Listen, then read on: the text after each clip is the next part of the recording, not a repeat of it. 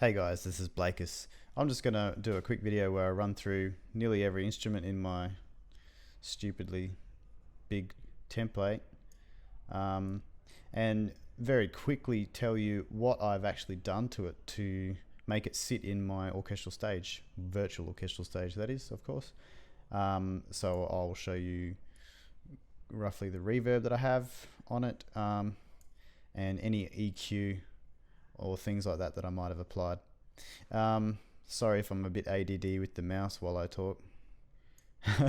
The thing I will point out though is that quite often a lot of my mixing I try to do as little as possible basically, and quite often a lot of my sound comes from the patches that I choose to use from the selection of libraries that I do actually own.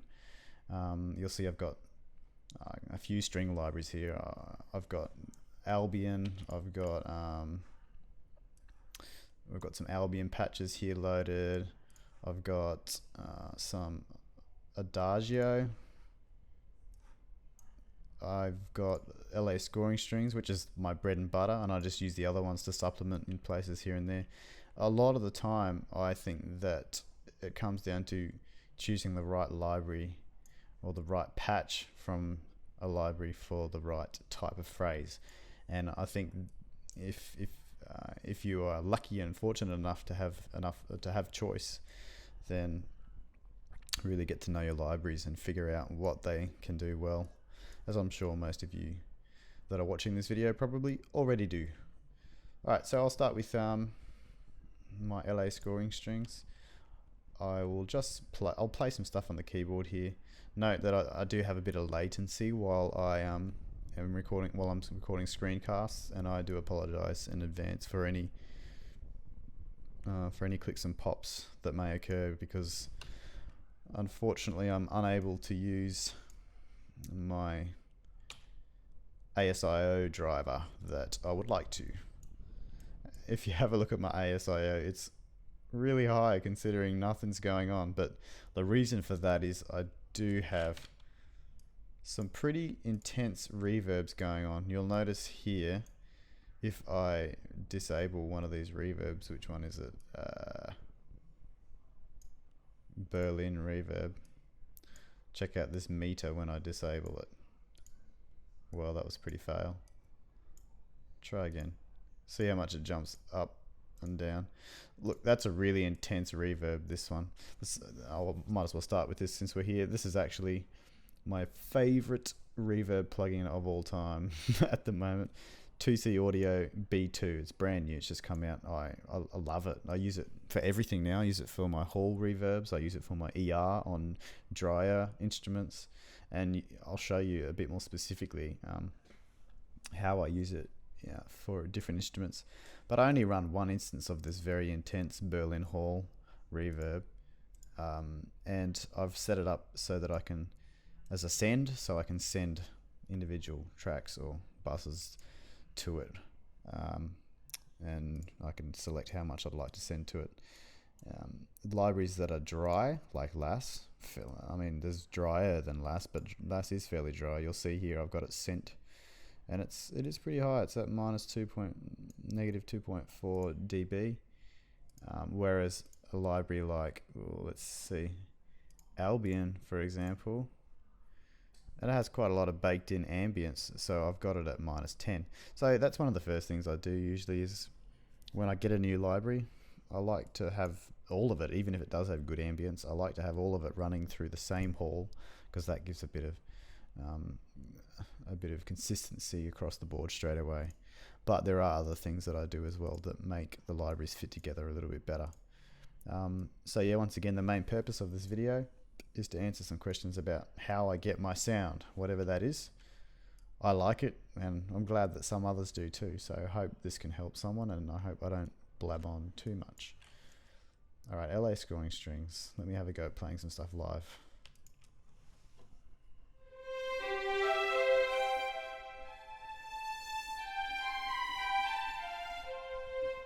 So here, that's all three desks of violin ones playing at the moment, and it's quite a lot of reverb on there.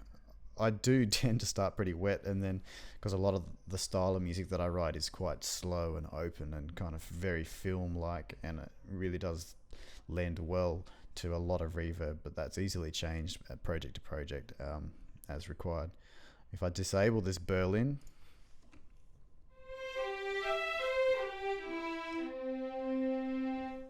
very dry sound, very flexible sound too, mind you, and that the fact that I can make it so dry is extremely handy sometimes.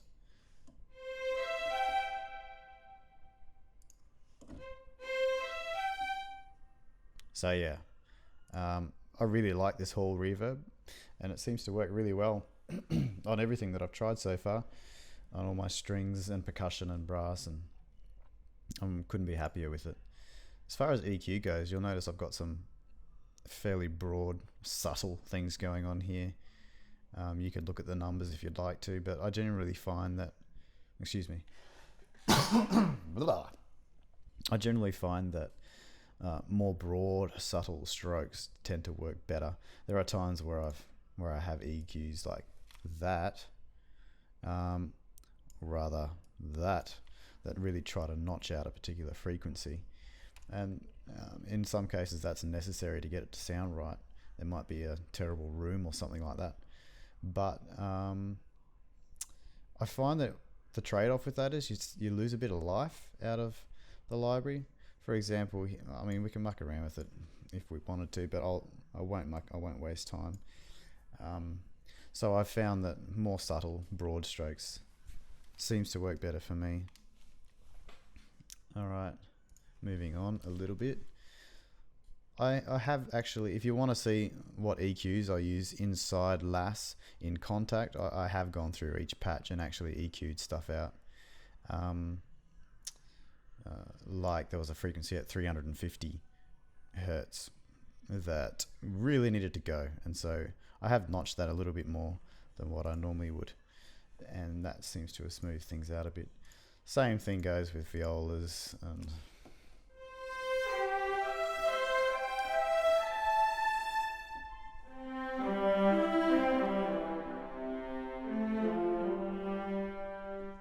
sorry, it's a bit annoying playing with latency.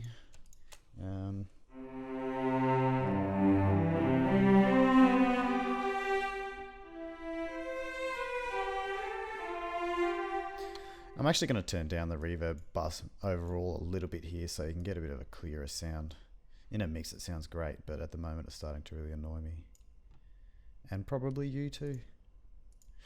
Try again.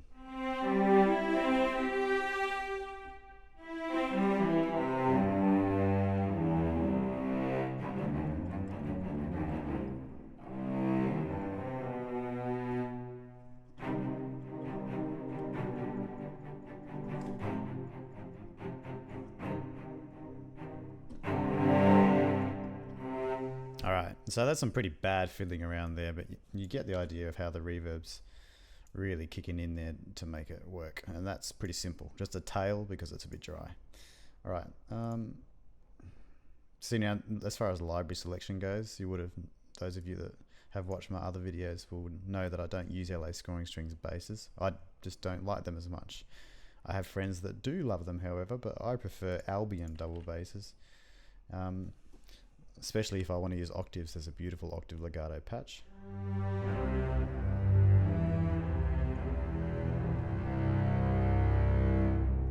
Well, that's just fat, and that's awesome. Sounds great in a mix. Or I just use the longs patch. No legato, but you don't really need it for double basses. It's just down there doing its thing, and it's a really beautiful big sound with a very reverberant hall. Okay, and the same thing you would have heard in a recent composition that I did. If you listen to my music, that there was pizzicato bass that sounds like this.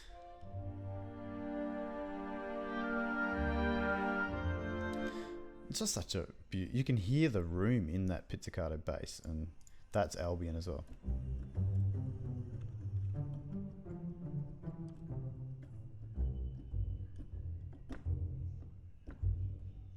Sorry if you can hear me bashing my keyboard too, by the way. Okay, the fun stuff.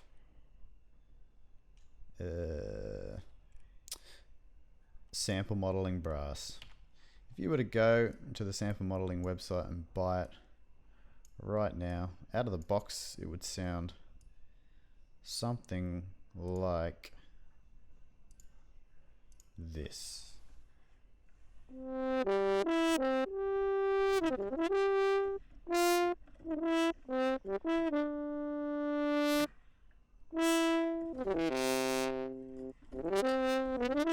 Now, straight away, if I heard that, I'd be thinking, nasty. Why would I ever want that? Well, people, and you might already be familiar with this, but for those that aren't, it's recorded like that on purpose in a room with zero acoustics, basically, so in a chamber, so that it's very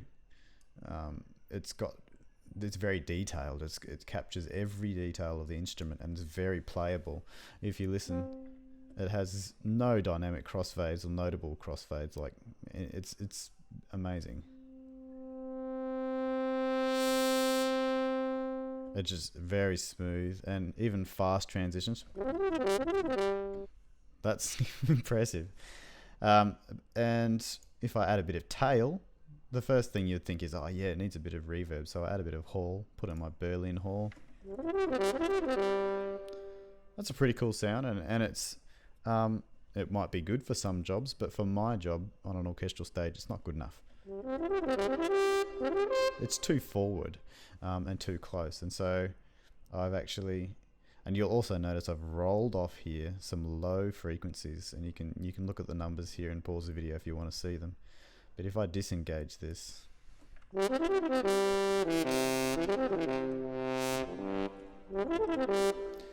part of, well, the main reason I've done that is to also reduce the proximity effect, so make it sound further away. But obviously my hall reverb and that are not enough. On goes the mother of all reverbs.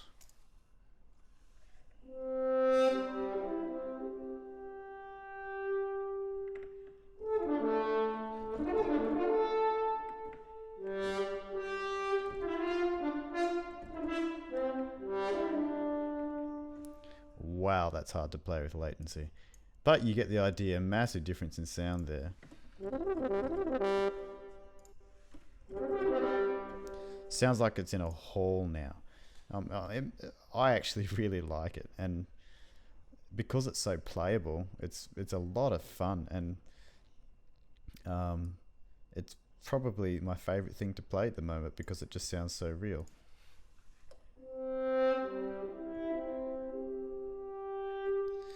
And you can get very emotional lines.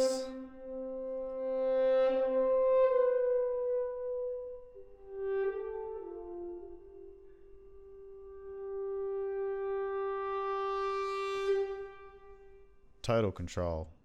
Now a lot of you are probably saying, yeah, but how have you done it? Well, that's how I've done it. It's a custom algorithm.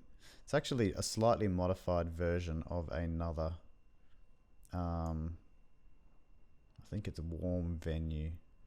And it was actually Sam that introduced me to this off the VI Control forum. He has done a lot of experiments with what's it, Altiverb, and if you know sample modeling brass, you would have probably run into those examples. But this is fantastic. It sounds great. You can adjust width controls and things like that all inside this reverb, and it really does a great job of placing it on the stage. And the great thing about sample modeling, I have 4 different horns to play with, all with slightly different sounds, and I can play them all in unison. I wouldn't go like this and play them all together. They're not designed to do that. 4 horns probably in real life would probably sound terrible if it was somehow by magic the same player playing them all at the same time with the exact same dynamics. It's the slight variance of 4 different players that makes it awesome. So on to trumpets, exact same thing. It's the same algorithm, it's the same mix, it's the same everything. I've just put it on the trumpets.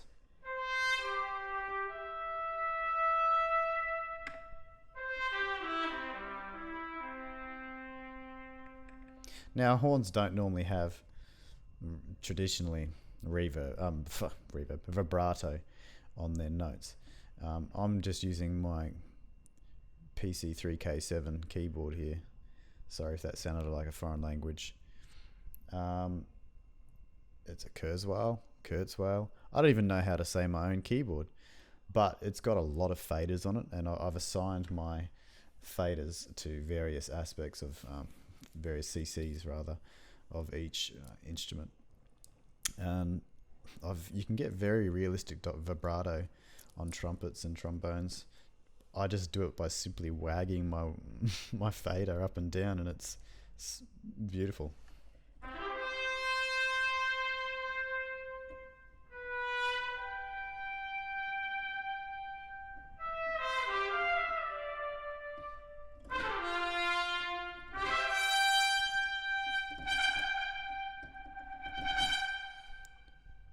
Man, that's pretty impressive. I like that. Trombones, exactly the same algorithm, same everything.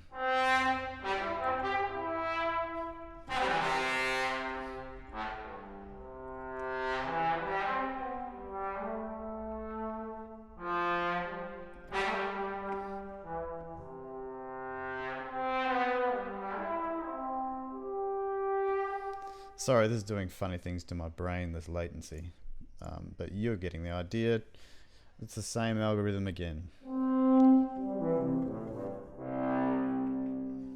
Only the other thing I've done is pan them, and you can choose where you want to pan them. I've tried to pan it a little bit traditionally with horns on the left, trombones on the right, trumpets more towards the center, etc., etc.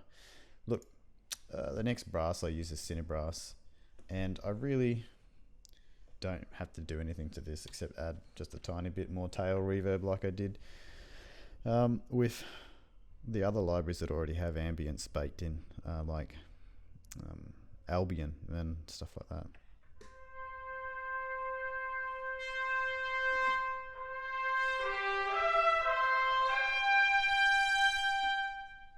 I haven't done anything to it, and I really prefer libraries that I don't have to do much with. I made an exception with sample modeling because the control is just unbelievable. I'll play you a short passage of this composition I've got loaded here because it really does show off the brass nicely.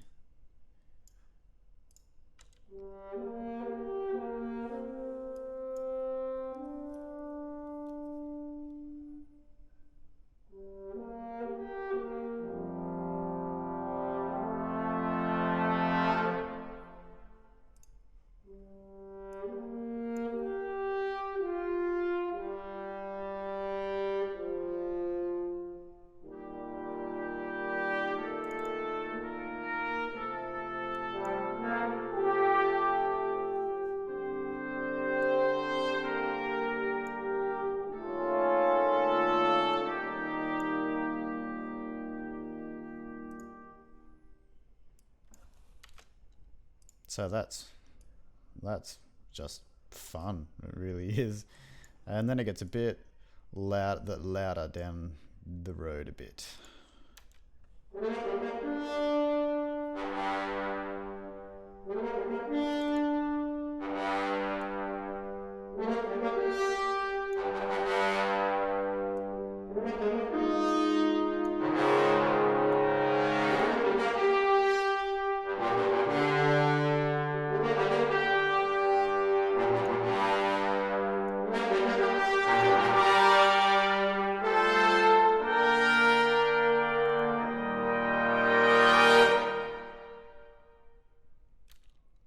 I don't know about you, but I love that reverb. It's just beautiful for the price, especially. I think it's very reasonable, and just for fun, let's just play that little section really quickly, without any of the reverb, or without. We'll leave the tail on there, but I'll take off the room simulation part of it.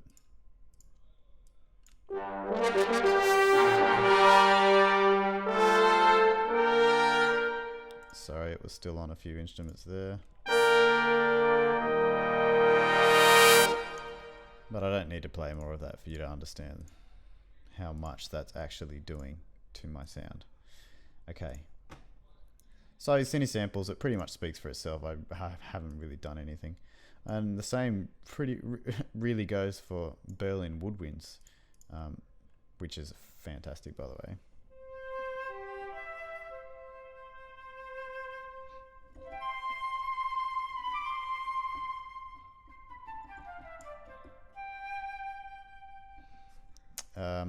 I have added, it does sound nice without reverb, but I've just added a bit more. Just the same Berlin Hall reverb.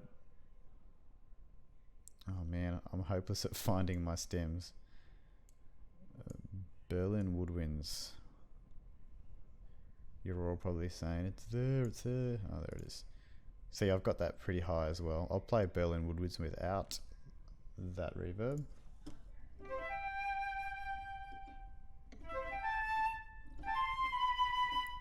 You can hear the scoring stage there. You definitely can hear the stage, and that's it's part of why it sounds so good when you add the tail, because it's kind of what they do in the pro mixes. They will always usually add extra reverb on top of the scoring stage.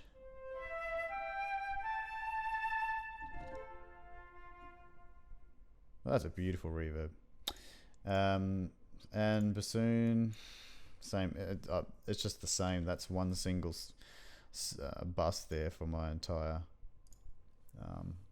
Berlin Woodwinds library, and I just run the same reverb over the top of all of it.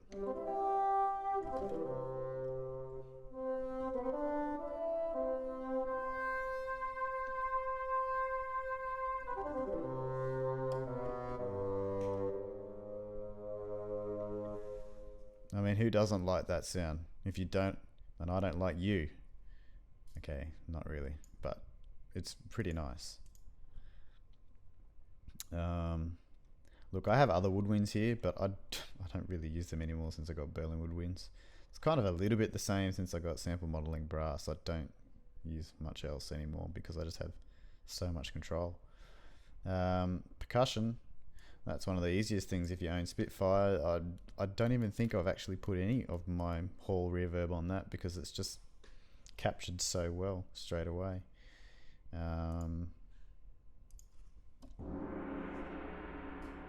There's a hell of a lot of Hall in that, and I haven't added anything. It's beautiful. Same with the harp.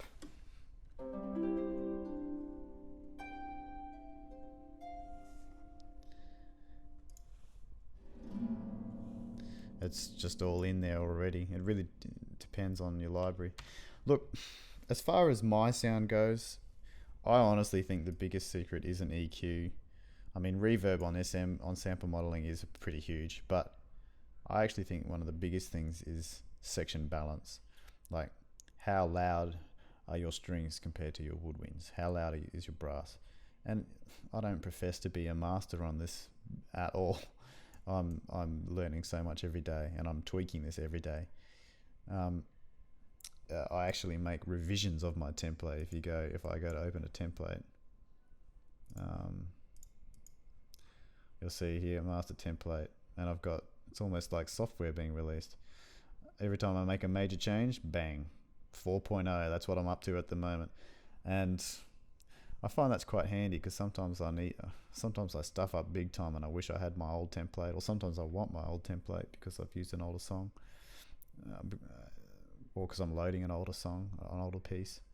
But every time I make a tweak, it's usually to an overall volume balance of an instrument.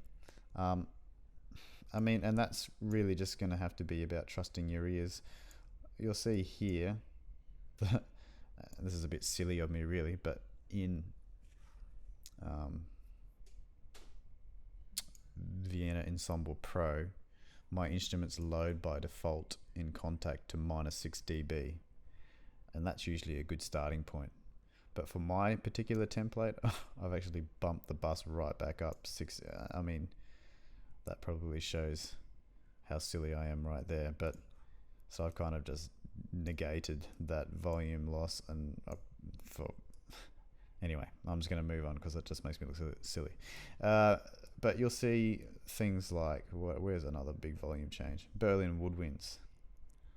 I've actually lowered them by 3 dB overall just on the master bus here because it was sounding too loud basically. I loved it, it was sounding great, but when I played it with the rest of my template it was sounding way too prominent, and in some ways that's what makes it sound fake, is when normally you wouldn't hear flutes over the top of those horns. What's going on? So the balance, I think, is one of the most important things, and you can see if you look at my faders here, they're all just slightly different. They're all moving all over the place. But once you spend time to get that right, I wish I could just tell you how to do it, but I honestly think it totally depends on what libraries you have and things like that. But right now, I'm at a happy place because I'm at the point now where I can almost do it visually. I can look at my sample modeling brass. I can stick my slider in the middle, and I know that's pretty much accurately an MF dynamic realistically on my virtual stage. I can do the same thing with my violins.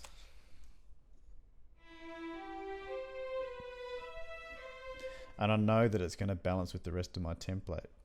I know that when I max out the dynamics of all my instruments, nothing is going to get overpowered because I've spent stupid amounts of time. My wife hates me for it.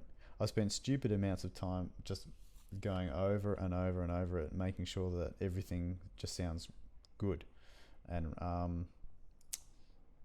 making sure that nothing is getting drowned out, or making sure that nothing is overpowering. I'm trying to think of what else I can tell you. I've got little bits of EQ here and there, you'll notice, and this might help a little bit, but on all my Cine Brass stuff, apart from low brass patches, I've rolled off the lows because I found there was a bit of room noise building up that made the low frequencies a little bit unclean. I've done that with a few other libraries as well. Adagio, nice smooth sweeping curve like that on my EQ. I don't even know if this is ideal, but I thought it was an improvement. How else do I get my sound? I mean, a lot of it's in the programming as well, really, I think. I'm a big fan in the philosophy of your CC curves should never be static. They should never look like triangles. It's just not realistic. What I'll do, just to finish this video off, is I will play this composition that I've recently just finished, sort of. You'll notice it doesn't sound resolved at the end. If I get time, I'll finish it off one day. But I'll try and open up the MIDI of the main parts that come through, take a look at the CC curves, and notice how much they actually do move around. I think that's a big part of the sound as well. Anyway, I hope this video was not too boring, and I hope it didn't double up too much stuff with my 50 other template videos. But anyway, here's this piece. It's called Before the War.